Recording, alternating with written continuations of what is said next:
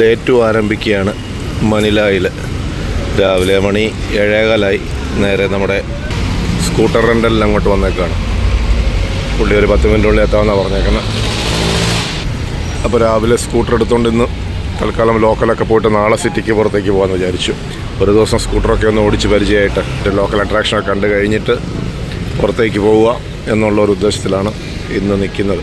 നമ്മളങ്ങനെ സ്കൂട്ടർ എടുത്തിരിക്കുകയാണ്. ഇതാണ് നമ്മളുടെ അടുത്ത 4 ദിവസത്തെ കമ്പാനിയൻ ഹോണ്ട ADV. അത്യാവശ്യം വലിപ്പമുണ്ട്. കാല് ഹാൻഡിൽ ബാറിൽ ഇടിക്കാതിരിക്കാൻ വേണ്ടി ഹാൻഡിൽ ബാർ ഒന്ന് കുറച്ചൊന്ന് നേരെയാക്കിയിട്ടുണ്ട്. ഹൈറ്റ് ഒന്ന് അഡ്ജസ്റ്റ് ചെയ്ത് വെച്ചിട്ടുണ്ട്. അപ്പോൾ നോക്കാം എങ്ങനെ ഉണ്ടെന്ന്.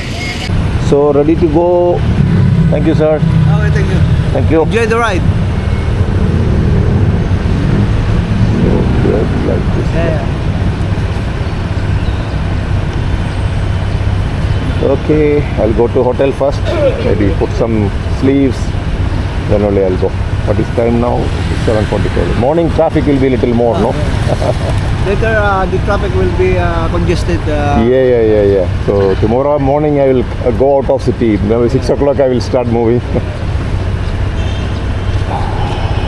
Even now, you can just experience. You can just after you prepared yourself, you can just roaming around the city. It's good. Yeah. Today want to understand the bike city. So tomorrow onwards full. Today just for familiarizing. Thank you. Okay.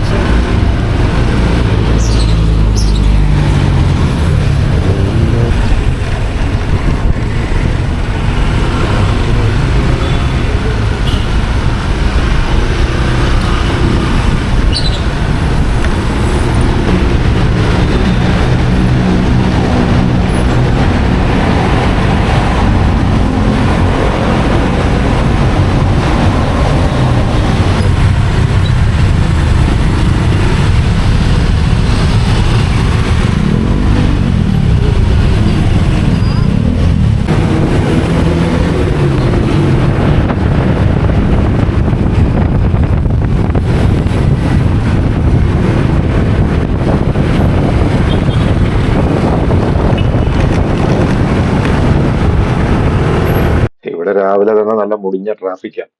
Office time peak time എന്ന് പറയുമ്പോൾ ഇവിടെ നമ്മുടെ നാട്ടിലെ പോലെ അല്ല, 6:30 ആകുമ്പോഴേ തുടങ്ങുക. Top box നല്ലതായിട്ട് യൂസ് ചെയ്യുന്നുണ്ട് ഇവിടെ. മറ്റുള്ള സൗത്ത് ഈസ്റ്റ് ഏഷ്യൻ കൺട്രീസ് പോലെ തന്നെയാണ്. ഇന്ത്യ പോലെ അല്ല, ഒത്തിരി ബൈക്കിലും ടോപ്പ് ബോക്സ് കാണാൻ പറ്റും.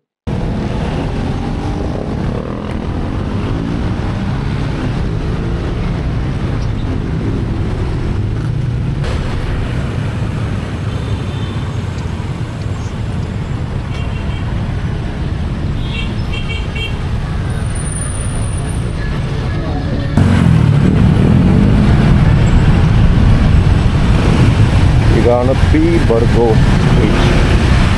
രാവിലെ പി ബർഗോ സ്ട്രീറ്റ് ഇങ്ങനെ ഇരിക്കും. രാത്രി 10 മണി കഴിഞ്ഞാൽ ഒരു നൈറ്റ് സ്ട്രീറ്റാണ്. മക്കട്ടി ഏരിയ എന്ന് പറഞ്ഞിട്ട് മനിലായിലെ ഒരു വലിയ റെഡ് ലൈറ്റ് ഡിസ്ട്രിക്റ്റാണ്. രാത്രി 10 കഴിഞ്ഞാൽ ഫുൾ ബാർസും ബാർ ഗേൾസും എല്ലാം ആക്റ്റീവ് ആവുന്ന സ്ഥലമാണ്.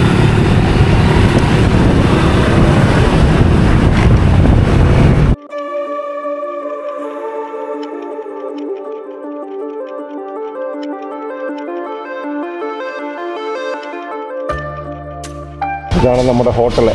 നമ്മൾ ഈ ഹോട്ടൽ എടുക്കാൻ കാര്യം സ്കൂട്ടർ റെൻ്റൽ അടുത്തായതുകൊണ്ടായിരുന്നു. അപ്പം നമ്മൾ വിജയകരമായി സ്കൂട്ടർ എടുത്തു. ഇവിടെ എത്തി. പാർക്കിംഗ്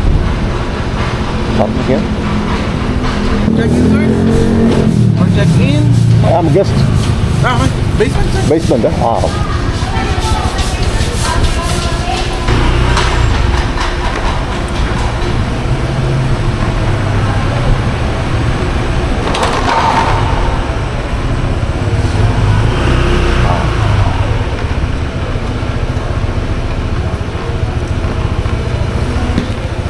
അങ്ങനെ വണ്ടി ഹോട്ടലിൽ പാർക്ക് ചെയ്തു.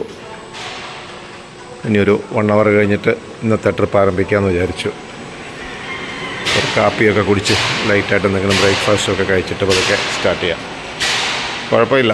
ഹോണ്ട ADV 160 അഡ്വാൻസ്ഡാണ്, കീലെസ് ആണ്. കാർ പോലെ കീയൊക്കെ പോക്കറ്റിലിട്ടാൽ മതി. കീലെസ് എൻട്രിയാണ്. ഫ്യൂൾ ടാങ്കിൻ്റെ ലിഡും സീറ്റ് പൊക്കുന്നതൊക്കെ സ്വിച്ച് തന്നെയാണ്. അത്യാവശ്യം വലിപ്പമുണ്ട്, അതുകൊണ്ട് നമുക്ക് ബുദ്ധിമുട്ടില്ലാതിരുന്ന് ഓടിക്കാൻ പറ്റുന്നുണ്ട്. അപ്പം നമ്മൾ മനില വന്നിട്ട് ആദ്യത്തെ ഒരു സൈറ്റ് സീയിങ്ങിന് വേണ്ടിയുള്ള യാത്രയിലാണ്.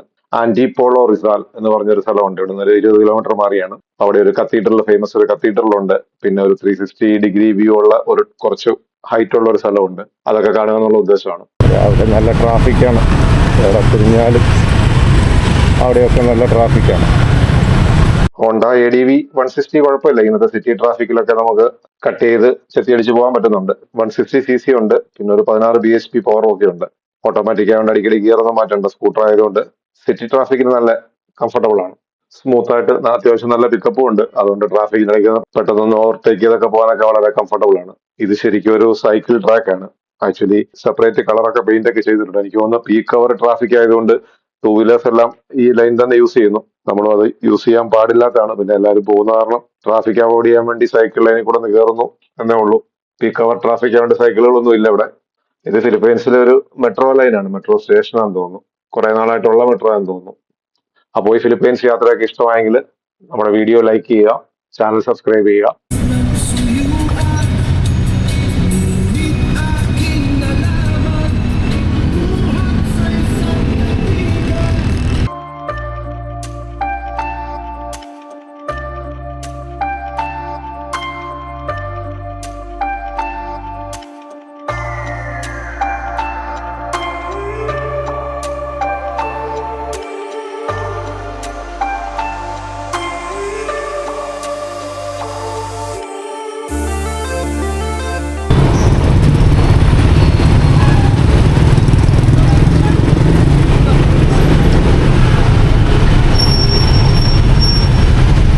അങ്ങനെ വരുമ്പോൾ നല്ലതായിട്ട് ദാഹിക്കാൻ തുടങ്ങി. അപ്പൊ അവിടെ ഒരു ബേക്കറി കണ്ടു. ഒരു ലോക്കൽ ബേക്കറി ആയിരുന്നു. അവിടുന്ന് ഒരു വാട്ടർ ബോട്ടിലും ഒരു ചെറിയ നമ്മുടെ പഫ് പോലത്തെ സാധനമൊക്കെ മേടിച്ചു.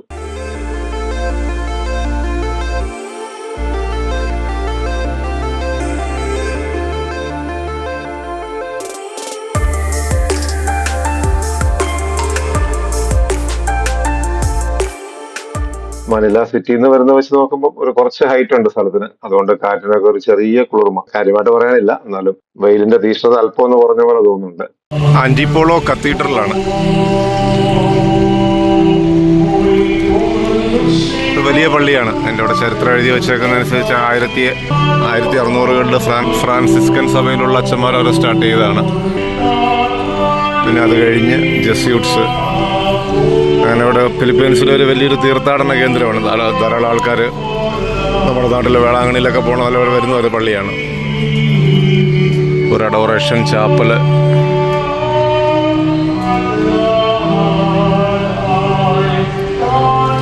നല്ല വെയിലായി.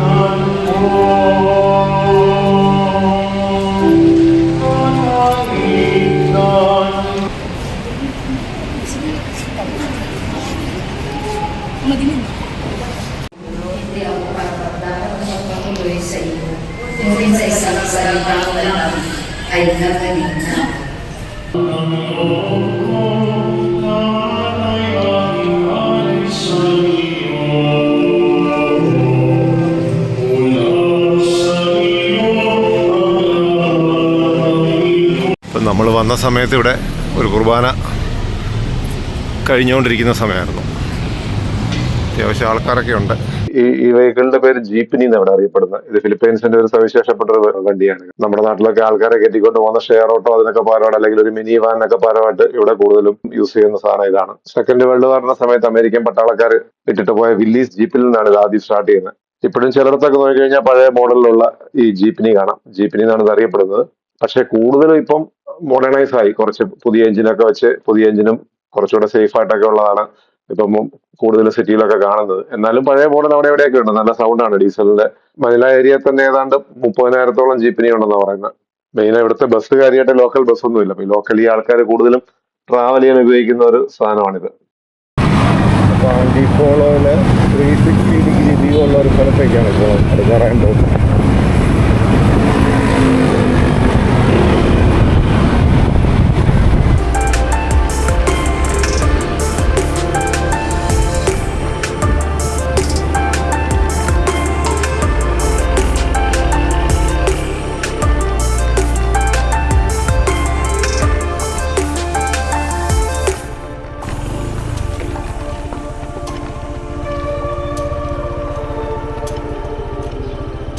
ക്ലൗഡ് 9 എന്നാണ് ഇതിൻ്റെ പേര്.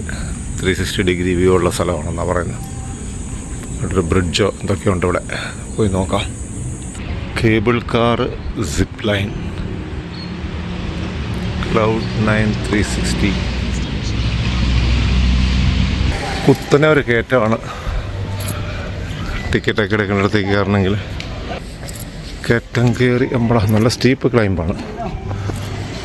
അവിടെ ഒരു ടിക്കറ്റ് ബൂത്ത്. അപ്പോൾ ഇവിടെ പോയി നോക്കാം. ഇൻഫർമേഷൻ എവിടെയാണെന്നാണ് പറഞ്ഞത്. ടിക്കറ്റ് ഇവിടെ തന്നെ ആയിരിക്കും. നോക്കിയേക്കാം.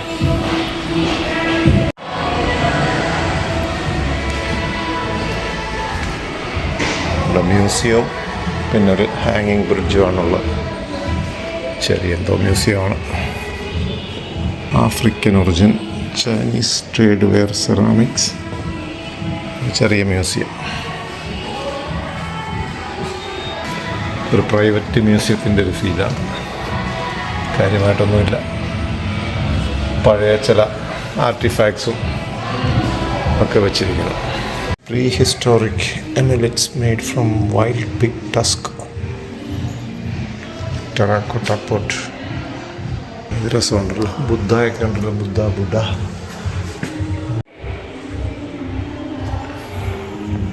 പൊടി പിടിച്ച പഴയ ചില മ്യൂസിക് ഇൻസ്ട്രുമെൻസ് ഒക്കെയാണ് കിടക്കുന്നത്.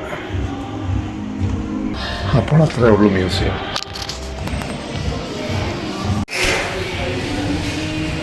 ഇതാണ് വ്യൂ ഡെക്കിലേക്കുള്ള ബ്രിഡ്ജ്. പോണത് ഇങ്ങനെയാണ്. രസമുണ്ട് കാണാൻ. അപ്പോൾ ഇതാണ് വ്യൂ ബ്രിഡ്ജ്. വ്യൂ ബ്രിഡ്ജ് കൂടെ പോകുന്ന വീഡിയോ നമുക്ക് തൽക്കാലം ഇതിലെടുക്കാമെന്ന് വിചാരിച്ചു. ഹെൽമറ്റ് ക്യാമറയിൽ മൊബൈൽ എടുക്കുന്നതിന് നല്ലത് ഹെൽമറ്റ് ക്യാമറ പിടിച്ച് കയറുന്നതാണ്. അങ്ങ് കിടക്കുകയാണ്. ആ സിറ്റിയുടെ നല്ലൊരു വ്യൂ ആണ്. ഇങ്ങോട്ട് ഇത് കയറിയാണ് വന്നത്. പക്ഷേ ഹെൽമറ്റ് ആകുമ്പോൾ താഴെ വെക്കാൻ സമ്മതിച്ചില്ല. അതുകൊണ്ട് ഹെൽമറ്റ് ഒരു കൈ പിടിച്ചുകൊണ്ട് 2 കൈ സപ്പോർട്ടില്ലാതെ കയറാൻ ഇച്ചിരി പാടായിരുന്നു. ഈ കിടക്കുന്ന പാലത്തെ കൂടെ കയറി വരണം. അപ്പോൾ ഒരു കയ്യിൽ ഹെൽമറ്റ് പിടിച്ചുകൊണ്ട് വരാൻ പാടായിരുന്നു. ഒരു മണ്ടത്തരം കാണിച്ചത്. ഹെൽമറ്റ് നമുക്ക് തലയിൽ വെച്ചുകൊണ്ട് കയറിയാൽ മതിയായിരുന്നു. ഇനിയിപ്പം താഴോട്ട് പോകുമ്പം ഹെൽമറ്റ് തലയിൽ വെക്കാം. അങ്ങനെയാണ് പിന്നെ 2 കൈയും പിടിക്കാമല്ലോ. അപ്പോൾ ഇതാണ് വ്യൂ ഡെക്ക്. ആൻറ്റിപ്പോളോ വ്യൂ പോയിൻ്റിൽ നിന്ന് കാണുന്നതാണ് മെട്രോ മനില സിറ്റിയുടെ വ്യൂ ആണ്. ഭയങ്കരമായിട്ട് കിടക്കുകയാണ്. ലേക്കും റിവറും എല്ലാം കാണാം. കടൽ വ്യൂ കാണുന്നില്ലേ? കടൽ വ്യൂ കാണാൻ പറ്റുന്നില്ലെന്ന് തോന്നുന്നു. ഒരു ചെറിയൊരു ഹിൽ ടോപ്പ് അതിൻ്റെ മുകളിൽ വ്യൂ ഡെക്കാകുമ്പോൾ കുറച്ചുകൂടെ ഹൈറ്റിൽ ഇങ്ങനെയുള്ളൊരു സ്ഥലം. അവിടെയൊക്കെ എന്തോ മണ്ണെടുക്കുകയെന്ന് തോന്നുന്നു. മനില ഇങ്ങനെ ഫ്ലാറ്റായിട്ട് കിടക്കുക. കുറച്ച് മാറിക്കഴിഞ്ഞാലാണ് ഹിൽസും. സിറ്റി മുഴുവൻ ഇങ്ങനെ കറക്റ്റ് ഫ്ലാറ്റാണ്. അപ്പോൾ ചെറിയൊരു മ്യൂസിയം. അത് കഴിഞ്ഞ് ഈ വ്യൂ ഡെക്കിലെ പോയിന്റ്. രണ്ടുകൂടെ 100 പെസോ, നമ്മുടെ 160 രൂപ.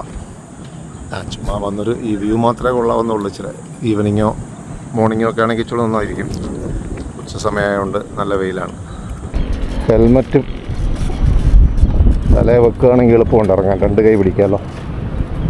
മറ്റേ ഇങ്ങോട്ട് കയറിയപ്പോഴത്തേക്കും ഹെൽമറ്റ് തലയെ വെക്കാൻ ഞാൻ ഒരു കൈയെ പിടിക്കാൻ പറ്റുള്ളൂ. അതുകൊണ്ട് കുറച്ച് ടൈറ്റായിരുന്നു. ഇതിപ്പം 2 കൈ പിടിച്ചിറങ്ങാൻ പറ്റുന്നുണ്ട്. അതുകൊണ്ട് ഇച്ചിരി കംഫർട്ടബിളാണ്. ഇതാണ് വ്യൂ. മോളിൽ നിന്നുള്ള വ്യൂ.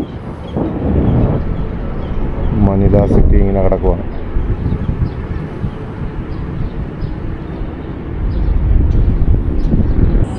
ഇങ്ങനെ കയറിയാണ് മുകളിലോട്ട് ചെല്ലേണ്ടത്. അങ്ങോട്ട് പോകുമ്പോൾ എടുക്കാൻ പറ്റിയില്ല, കാരണം ഹെൽമറ്റ് കയ്യിലായിപ്പോയി. പാലം അത്ര സ്ട്രോങ് ഒന്നുമല്ല. അവിടെ എവിടെയൊക്കെ തുരുമ്പൊക്കെയായി കുറച്ച് ഫ്ലിംസിയാണ്. ഒത്തിരി പേർക്ക് ഒന്നിച്ച് പോയാൽ പ്രശ്നമെന്ന് തോന്നുന്നു. 2-3 പേരൊക്കെ വെച്ച് പോയാൽ കുഴപ്പമില്ലായിരിക്കും. അങ്ങനെ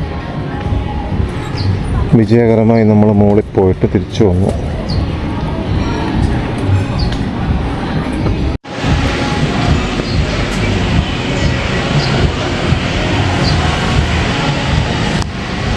അപ്പം മോളിൽ കയറിയ ക്ഷീണം മാറ്റാൻ വേണ്ടി ഇവിടെ വന്നപ്പോൾ ഒരു കോഫി കൂടെ കുടിക്കാമെന്ന് വിചാരിച്ചു. ഒരു മോക്ക മീഡിയം സൈസ്. ഇവിടുത്തെ അതിന് 165, 165 പെസോ ആണ്. കോഫിയെ കുടിച്ച് കുറച്ച് എനർജി വന്നിട്ട് താഴോട്ട് പോവാം. അപ്പോൾ 360 ഡിഗ്രി വ്യൂ ഉള്ള സ്ഥലമൊക്കെ കണ്ട് താഴോട്ട് ഇറങ്ങി. ഇനിയിപ്പോൾ നമുക്ക് പോകാനുള്ള അടുത്തൊരു പ്ലാൻ ഇട്ടേക്കുന്നത് ഹിനു ലുഗാങ് തക് തക് എന്നും പറഞ്ഞ അവിടുത്തെ ഒരു പ്രൊട്ടക്റ്റഡ് കൺസർവേഷൻ ഒക്കെ ചെയ്തേക്കുന്ന ഒരു ഏരിയയാണ്. അപ്പോൾ അതൊന്ന് കണ്ടിട്ട് തിരിച്ച് ഹോട്ടലിലേക്ക് പോകുന്നതാണ് ഇപ്പോഴത്തെ പ്ലാൻ. ഇപ്പൊ തന്നെ നല്ല വെയിലായി.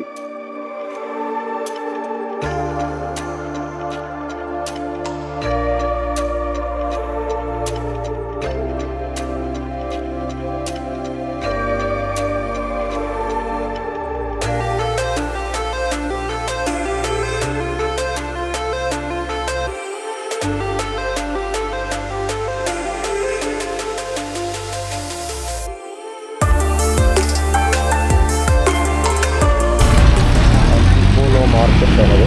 മാർക്കറ്റിനകത്തോടെ കയറി ഇറങ്ങിപ്പോവാനാണ് പറയുന്നത്.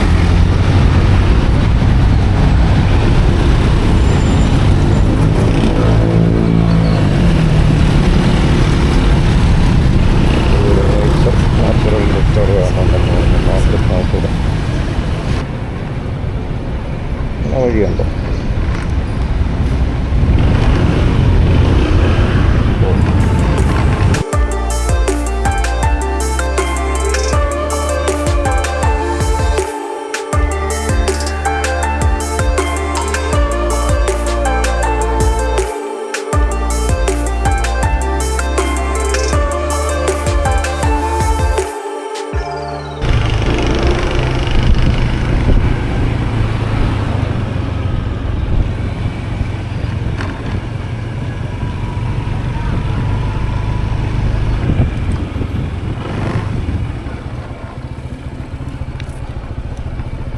Hello, sir.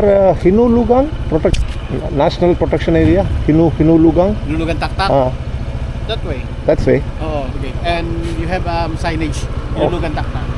Okay. When you reach the bottom, then you can look to the Okay. side, left side. So you can see the border. see the Hinu Lugang Tak-Tak. Okay. Thank you. നമ്മൾ മിസ്സായി പോയത്. മുമ്പോട്ട് പോയി തിരിച്ചു വന്നാൽ അങ്ങനെ കാണാൻ പറ്റി. ഹിനു ലുഗാങ് തക് തക് പ്രൊട്ടക്റ്റഡ് ലാൻഡ്സ്കേപ്പാണ്. ഇവിടെ നാച്ചുറൽ റിസർവ് പോലെ പ്രൊട്ടക്റ്റഡ് ഏരിയ എന്ന് തോന്നുന്നു. എന്താണെന്ന് നോക്കിക്കളയാം. അപ്പോൾ ഇവിടെ 20 പെസോ. സ്കൂട്ടർ പുറത്ത് വെക്കാം, അകത്തോടെ ഇങ്ങനെ നടക്കാം. മുകളിൽ കൂടെ ചെറിയൊരു റോപ്പ് വേ പോലൊക്കെ ഉണ്ടല്ലോ. അപ്പോൾ ഇവിടെ ചെറിയൊരു വാട്ടർഫോളൊക്കെ ഉണ്ട്. റിസർവ് ചെയ്ത് വെച്ചേക്കാൻ തോന്നുന്നു. ചുറ്റിനും കുറച്ച് ഇതൊക്കെ കെട്ടി. നാച്ചുറൽ വാട്ടർഫോളാണോ? അതെ, കാരണം ഒരു നാച്ചുറൽ പാർക്കായിട്ടാണല്ലോ എഴുതിയത്. അപ്പം നാച്ചുറൽ തന്നെ ആയിരിക്കും. റോക്ക് ക്ലൈംബിങ് പ്രാക്ടീസ് ചെയ്യാനുള്ള ഒരു ഇതൊക്കെ ഉണ്ടാക്കി വെച്ചിട്ടുണ്ട്. വെയിലായതുകൊണ്ട് ശരിക്കും കാണുമെന്നറിയത്തില്ല. അത് അത്യാവശ്യം റൈറ്റുണ്ട്. റോക്ക് ക്ലൈംബേഴ്സിനൊക്കെ ഇൻട്രസ്റ്റിംഗ് ആയിരിക്കും. ചുമ്മാ ഇങ്ങനെ ആൾക്കാരൊക്കെ വന്ന് പിക്നിക്കായിട്ടൊക്കെ ഇരിക്കുന്നൊരു സ്ഥലമാണെന്ന് തോന്നുന്നു. കുറച്ചിങ്ങനെ നടന്നു പോകാനൊക്കെയുള്ള സ്ഥലങ്ങൾ. ഇവിടെ നിന്നുള്ള വെള്ളം താഴോട്ട് വരുന്നൊരു സ്ഥലമാണ്. ആ വാട്ടർഫോളിൽ നിന്നുള്ള വെള്ളം താഴോട്ട് ഇതിലാണ് വരുന്നത്. ഒരു പത പോലെയൊക്കെ ഉണ്ട്. സിറ്റിക്കകത്തുനിന്ന് വരുന്ന വാട്ടർഫോളാണ്. എന്താ കുറച്ചത്ര വൃത്തിയുള്ള വെള്ളമല്ല, ചെളിയൊക്കെയാണ്. ലഞ്ചൊക്കെ മേടിച്ചുകൊണ്ട് വരികയാണെങ്കിൽ ഇവിടെ നിന്ന് കഴിക്കാം. അങ്ങനെ ആൾക്കാർ ചെറിയൊരു പിക്നിക്കിനൊക്കെ വരുന്ന സ്ഥലമാണെന്ന് തോന്നുന്നു. ഇങ്ങനെ ബെഞ്ചുകളും ചെറിയ ഹട്ട് പോലെയൊക്കെ ഉണ്ടാക്കി വെച്ചിട്ടുണ്ട്. ഹോട്ടൽ റെസ്റ്റോറൻ്റൊന്നും അകത്ത് കാണുന്നില്ല. ആൾക്കാർ ലഞ്ചൊക്കെ മേടിച്ചുകൊണ്ട് വന്നിരുന്ന് കഴിക്കുന്നുണ്ട്. അവിടെ ഒരു സ്വിമ്മിംഗ് പൂളൊക്കെ ഉണ്ട്. അതിലെ അങ്ങോട്ട് കയറി പോകാമെന്നോന്നറിയില്ല. ക്രോസ് ചെയ്തിട്ട് പോകണമായിരിക്കും. ചെറിയൊരു മിനി ഡാമിൻ്റെ ഷട്ടർ പോലൊക്കെ ഉണ്ടല്ലോ. വെള്ളം കൂടുതൽ വന്ന് ഹോൾഡ് ചെയ്യാൻ വേണ്ടിയായിരിക്കും.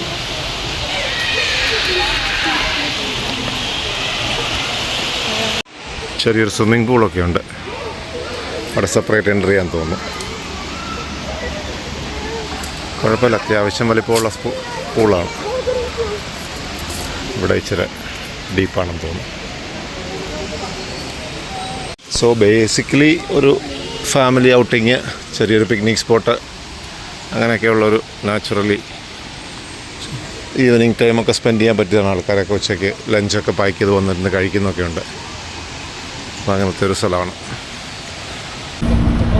അപ്പം നമ്മൾ പതുക്കെ ആ നാച്ചുറൽ പാർക്കൊക്കെ കണ്ട് വെള്ളച്ചാട്ടമൊക്കെ കണ്ട് പതുക്കെ ഇവിടെയാണ് സിറ്റിയിലേക്ക് പോവാണ്. നട്ടുച്ചയായി, നല്ല വെയിലും നല്ല ചൂടും. അപ്പോൾ തിരിച്ച് ഏതാണ്ട് 25 കിലോമീറ്റർ ഉണ്ട് ഹോട്ടലിലേക്ക്. നേരെ പോവാ, ലഞ്ച് കഴിക്കുക, കുറച്ച് നേരം AC-യിൽ കിടന്നുറങ്ങുക, ഒരു 2 മണിക്കൂറെങ്കിലും റെസ്റ്റ് എടുത്തിട്ട് പുറത്തേക്ക് ഇറങ്ങുക എന്നുള്ള ഐഡിയ ആണ്. ഇന്നലെ പോയ ഇൻട്രോമൊറോസ് ഏരിയയിലേക്ക് തന്നെ പോകണം. വൈകുന്നേരമാണ് അതിലൂടെ കാണാൻ ഭംഗി, ലൈറ്റിംഗും ഒക്കെ ഉള്ളപ്പോൾ. പിന്നെ കൂടുതൽ സ്ഥലങ്ങൾ ഇന്നലെ കാണാൻ പറ്റിയില്ല. അവിടെ ചർച്ചും കത്തീഡ്രലും പിന്നെ ഒരു ഫോർട്ട് ഒക്കെ ഉണ്ട്, സാന്റിയാഗോ ഫോർട്ട് ഒക്കെ. അപ്പോൾ അതൊക്കെ ഇന്ന് വിശദമായി കാണാമെന്നുള്ള ഒരു ഐഡിയയിലാണ് ഇരിക്കുന്നത്.